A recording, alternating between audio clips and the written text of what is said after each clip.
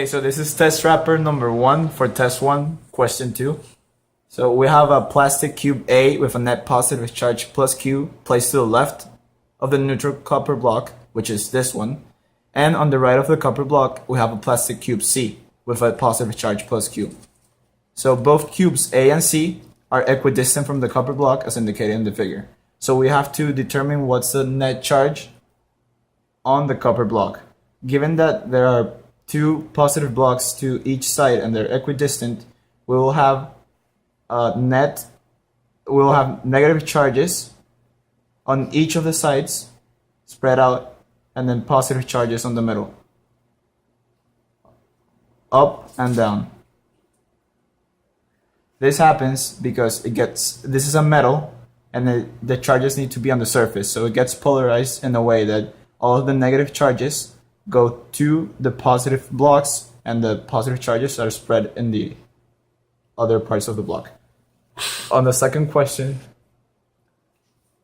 we have a plastic cube A with a negative charge, negative Q is placed to the left of the neutral copper block.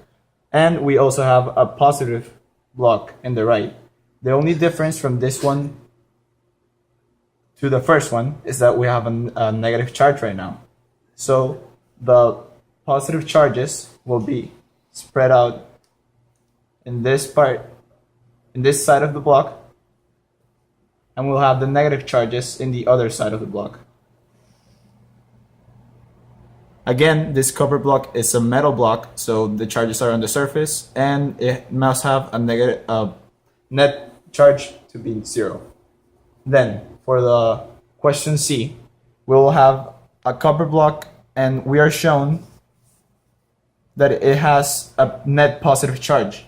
So given that the block at the right is also positive, this really doesn't matter because we already know that the charge of the block is going to be positive. So all the charges will be positive, but we will have more on this side than on the other side. Now, for part D, we have a neutral copper block and a second neutral copper block and a positive plastic block. This will cause that we will have negative charges spread out on the right side and positive charges spread out on the left side. Just like on this case, in case number B. But we have this block on the left and we'll have more charges distributed the same way as in this block.